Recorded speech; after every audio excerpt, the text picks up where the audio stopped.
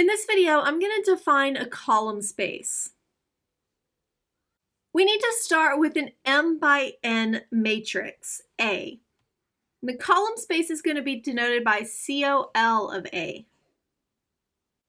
The column space is the set of all linear combinations of the columns of A. We denote the dimension of the column space of A by the rank of A. And this is a subspace of our M, where A is an m by n matrix. So the number of rows determines the set that it is a subspace of. So let's look at an example to first determine how we know something is in the column space. Here I have a matrix A and a vector B, and I want to know, is B in the column space? So I want to know, can it be written as a linear combination of the columns? Well, this just means, is there a solution? So I'm going to set up an augmented matrix. My matrix A will be on the left. And on the right, I'll have my vector B.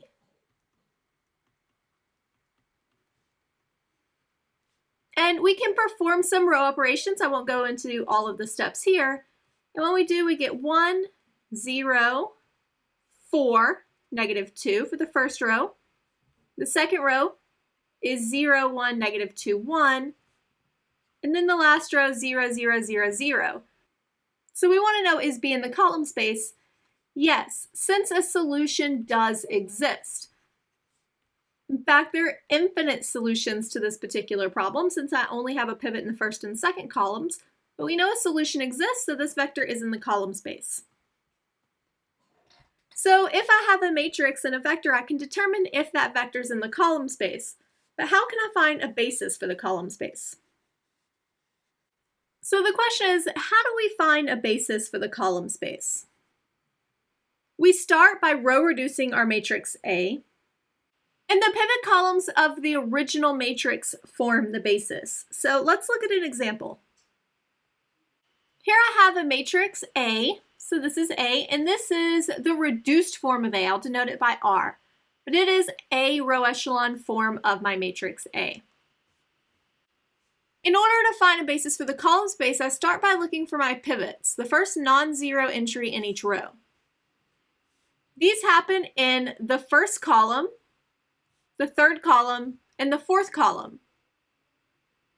So my basis will be the first column of the original matrix, 1, 3, 2, 5.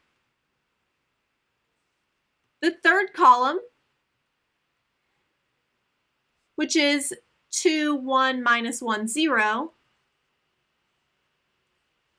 And the fourth column,